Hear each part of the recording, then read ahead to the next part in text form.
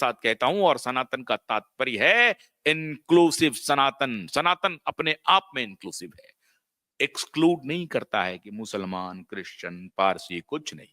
सनातन में सब है, जिसकी बात योगी भी करते हैं।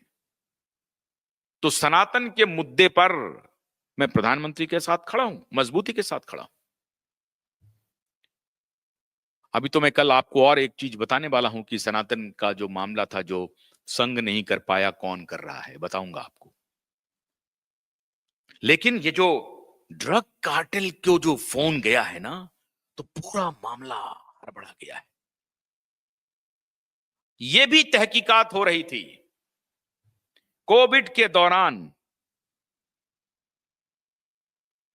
13-14 जून के बाद सलमान खान कहां थे? ये जो कांच के शीशे लग रहे हैं ना, बुलेट प्रूफ शीशे, ये सिर्फ बुलेट प्रूफ शीशे बिश्नोई की धमकी पर नहीं है, ये ध्यान रहे आपको। 13-14 जून की 2020 के बाद सलमान खान का लोकेशन क्या था? और मैं आपको एक बात बताता हूं, 13-14 जून के बाद सलमान खान का कोई भी विज्ञापन टेलीविजन पे अगले 5-6 महीने तक क्यों नहीं आया?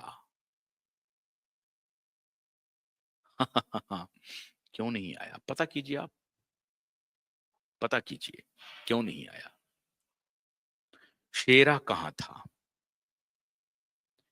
आदित्य ठाकरे के लोकेशन के बारे में बात हो रही है। और ये क्यों हो रही है? मैंने क्यों कहा कि 8-9 जून की रात को जो पार्टी हुई उसमें ड्रग लिया गया या नहीं लिया गया, वहां किस किस का मोबाइल लोकेशन था, उस मोबाइल लोकेशन वाले का और किसके किसके साथ बातचीत हो रही थी, उस बातचीत में क्या कोई ड्रग डीलर भी था, क्या कोई ड्रग सप्लायर भी था? पूरा बॉलीवुड अभी दहशत में है, हलचल मची हुई है पूरे बॉलीवुड में। बाबा रे बाबा अब क्या होगा? देवा भाऊ बड़ी शांति से, देवा भाऊ ने कहा साहब मैं तो कुछ नहीं कर रहा हूं भाई, एसआईटी है, पुलिस है, वो एक रूटीन इंक्वायरी होती है, वो हो रही है, मैं क्या कर सकता हूं उसमें? मैंने तो पहले भी ना, तो मैं रोकूंगा, हाँ ये मैं जरूर कहूंगा कि जो भी इंक्वायरी है, जांच है, वो जांच करके कीजिए, ये उनका कर्तव्य भी है, होम मिनिस्टर है, मुख्यमंत्री है। तो ये रूटीन कॉल की तरह जब जाना शुरू हुआ कि साहब उस रात को ड्रग ड्रग डीलर के साथ वहां जो उपस्थित मोबाइल है, उसका कोई ड्रग डीलर के साथ कोई बातचीत हो रही है क्या? और वो बातचीत कहीं दूसरे एपिसोड में बताऊंगा, थोड़ा इंतजार कीजिए, कल मैं बताऊंगा कि ये जो फोन कॉल्स हैं, जो 8-9 जून की रात को फोन लोकेशन है, उस फोन का ड्रग डीलर्स के साथ कोई रिलेशन है क्या, और उस ड्रग डीलर्स का और किसके किसके साथ, किसके किसके फोन पर फोन की घंटियां बज रही हैं, हेलो मैं बोल रही हूं, हेलो मैं बोल रहा हूं, कौन कौन लोग हैं, इसकी जानकारी एसआईटी लेना चाह रही है। तभी तो मैंने आपको कहा था कि विनय तिवारी ने तो कहा था कि 8-9 जून की रात की अगर मिस्ट्री सॉल्व हो गई तो 13-14 जून की मिस्ट्री भी सॉल्व हो जाएगी। विनय तिवारी कौन है? बिहार के आईपीएस, जिसको 14 दिन क्वारंटीन कर दिया इस बाप बेटे ने। इस बाप बेटे ने 14 दिन क्वारंटीन किया विनय तिवारी को, बिहार पुलिस के आईपीएस ऑफिसर को, और अपने मनमाफिक इंटरव्यू दिलवाने के लिए चार्टर्ड प्लेन से एक देश के बड़े दलाल पत्रकार को, डंके की चोट पे कह रहा हूं, हिम्मत है तो बोलो हमारे खिलाफ, एक बड़े दलाल पत्रकार को मुंबई बुलाया, उसी कोविड के दौरान इंटरव्यू दिया। पत्नी आजकल राज्यसभा की सांसद बन गई है। मैं बोल रहा हूं कि पत्रकारिता को तुम लोगों ने शर्मसार कर दिया है, पत्रकारिता को तुम लोगों ने बेईमानी की आग में ध्वस्त कर दिया है। ऐसी पत्रकारिता से देश आगे नहीं बढ़ सकता है। पत्रकारिता में कफन बांधना पड़ता है, पारदर्शिता के साथ जीवन जीना पड़ता है। सैकड़ों करोड़ की कोठी नहीं बनानी पड़ती है। क्या स्किल है आपके पास? ऐसी कौन सी योग्यता है? ऐसा क्या कर रहे हैं आप? सैकड़ों करोड़ की कोठी, महंगी महंगी गाड़ियां, दलाली, चौकड़ी, ये सब चल रहा है। तो पिता पुत्र ने उस वक्त ये सब सारा काम किया। अभी जो ट्रेल चल रहा है, अभी जो फोन कॉल्स खंगाले जा रहे हैं डिटेल, ये फोन 13-14 जून की रात भी जाएगा। और जो लोग सावरकर का फिल्म बना रहे थे, वाजपेयी जी का फिल्म बना रहे थे, नरेंद्र मोदी फिल्म बना रहे थे, बना लो, अच्छी बात है, बना लिया।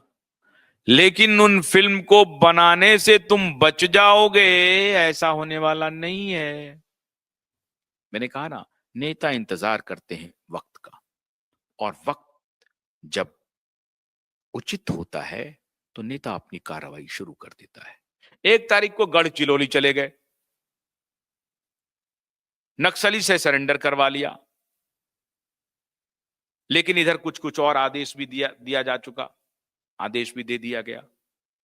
मामला हो रहा है गढ़चिरौली का, मामला हो रहा है विधायक के इधर आने का। इधर चलने लगा कि साहब शरद पवार की पार्टी टूट रही है, शरद पवार की पार्टी अजित पवार में मिल रही है, पॉलिटिकल हलकर है। और सारे बड़े पत्रकार सब जो हैं वो इसमें लग गए कि भाई शरद पवार की पार्टी अजित पवार के साथ जो है सो मिल करके अब नरेंद्र मोदी के साथ आ रहे हैं।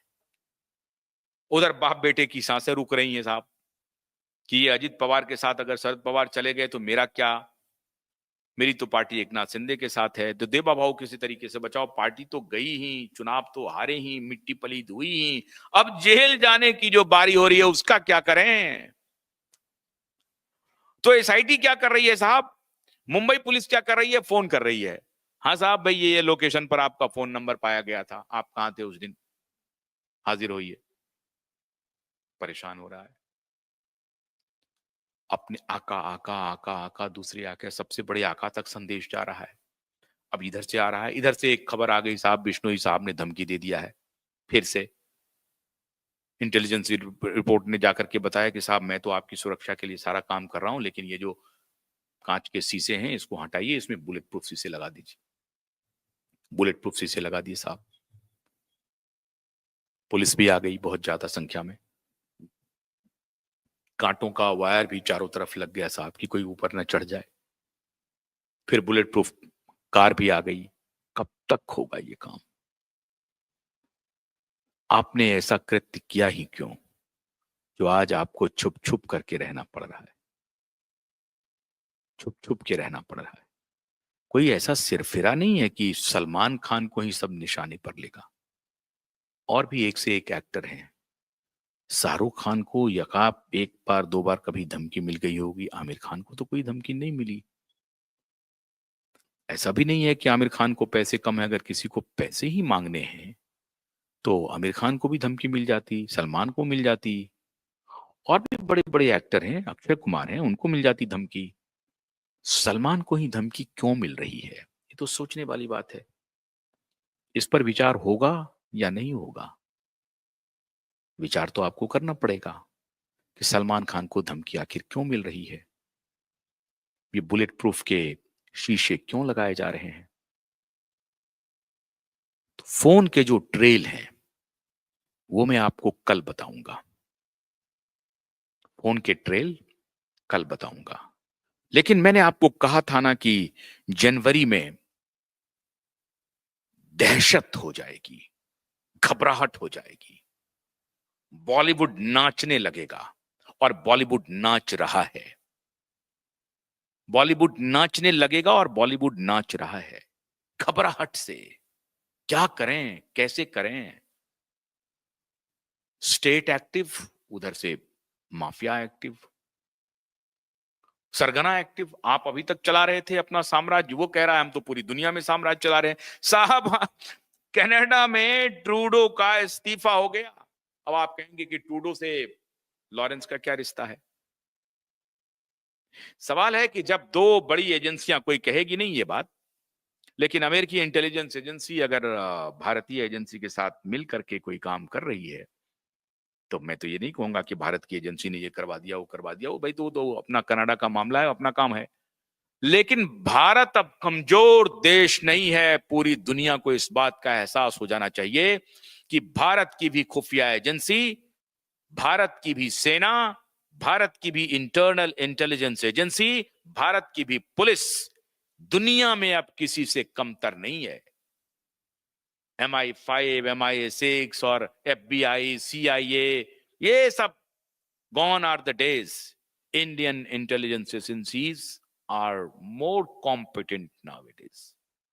वो अपने देश की रक्षा, अपने देश की सुरक्षा करने में सक्षम है और तत्पर भी है। वो पाकिस्तान में मरे जा रहे, कौन मार रहा है पता ही नहीं चल रहा है, और वहां कहा जा रहा है कि देखिए पड़ोसी देश से ये कार्रवाई हो रही है। बांग्लादेश में पलट गया मामला, अब यूनुस भागने पर है। भाई हम तो शांति से बैठे हैं, भारत शांति से काम कर रहा है। तो राजनीति भी बड़ी शांति से चल रही है, एक्शन भी बड़ी शांति से चल रही है। घबराहट लेकिन हो रही है, तार लगाए जा रहे हैं, बुलेट प्रूफ लगाए जा रहे हैं। घबराहट पूरे बॉलीवुड में है। कल मैं आपको टेलीफोन के ट्रेल की कहानी बताऊंगा कि कहां कहां टेलीफोन जा रहा है। 8-9 जून के कॉल से किधर किधर जा रहा है, कहां कहां जा रहा है, सब मैं बताऊंगा। बहुत बहुत शुक्रिया, नमस्कार।